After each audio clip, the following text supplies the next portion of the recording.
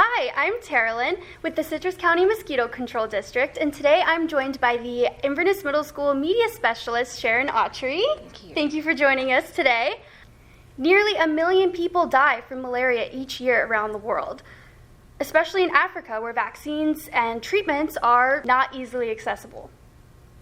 Don't mosquitoes transmit other illnesses like West Nile virus, dengue fever, illnesses like that outside of just malaria? Exactly, and that's why we have a mosquito control program here in Citrus County, so we can combat mosquitoes and the diseases that they can transmit. Fun fact, Florida used to be called the Malaria Belt. The area with Jacksonville and Tallahassee, that used to be the Malaria Belt. During one of our school programs that we had here at Inverness Middle School, you mentioned that your father actually contracted malaria in the past, and I was super interested in learning more about his story. So how did he contract malaria? Where, when? So my father was serving as a missionary in Papua New Guinea, and that is where he contracted malaria. What were his symptoms? Did he suspect that he had malaria? Well, he actually didn't have the classic symptoms of headache and fever.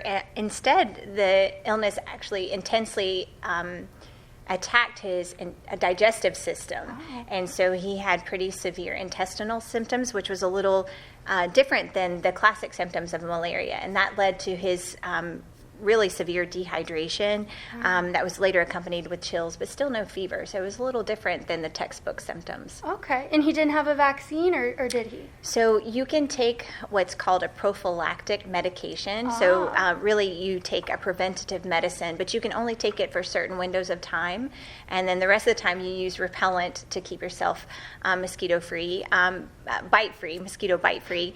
But there's only certain windows of time when you can do that. And sometimes there are bites that still get through. Maybe your repellent failed a little. So that was his course of protection, but it failed. How did he discover that he had malaria? Well, he didn't show symptoms of malaria until after he left Papua New Guinea. He was traveling back home for the holidays here in the United States and started feeling ill on the plane ride back to the U.S. And when he got to the U.S., those digestive intestinal symptoms really ramped up and got pretty severe. And so he did end up dehydrated and in the hospital, but because his symptoms were not classic malaria symptoms, the doctors here in the United States did not know that he had malaria, nor did they test it to see if he had malaria. So they kept running other types of tests to see what his illness might be, and those all came back negative. So the doctors decided just to treat him with just a general kind of cocktail of antibiotics. And in that cocktail of antibiotics was the antibiotic that treats malaria. And so receiving that antibiotic, he recovered quite quickly once the medicine was given him. He never received the diagnosis here in the United States.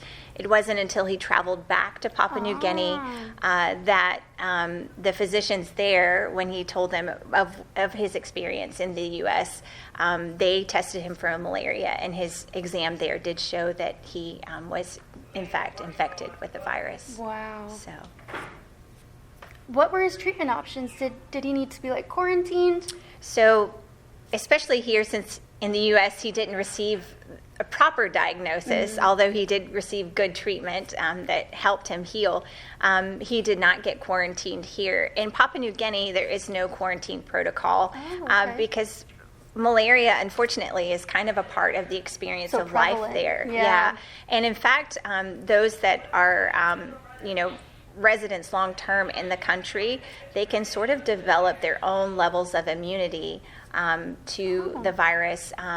So it's an interesting experience when you are native to an area that the disease is so prevalent. Okay. So how did all this affect your family? Were you guys afraid to get sick as well? Well, fortunately, we didn't know what the illness was for a while, but that was part of the fear and kind of the scary part of walking through it is that, it was difficult to find out what exactly was wrong.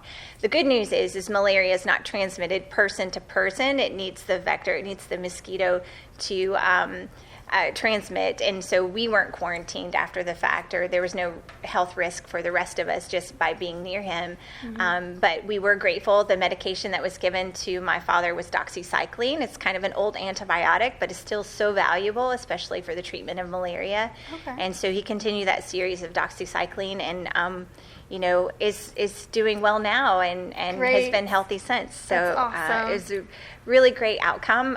There are a lot of people in the world that aren't as fortunate and don't have the care and treatment that my father received. And so we're very grateful for the, Citrus County Mosquito Control District that keeps our families healthy here. Awesome, thank you. Did you know that we actually have the malaria mosquito here in Citrus County? No, I didn't know that. We do. Luckily, malaria is no longer present here in Florida, but this is. This is a female Anopheles quadrimaculatus, and she is called the malaria mosquito. If she bites someone, like a traveler like Sharon's father was, who is infected with malaria, she can transmit it to others here in Citrus County.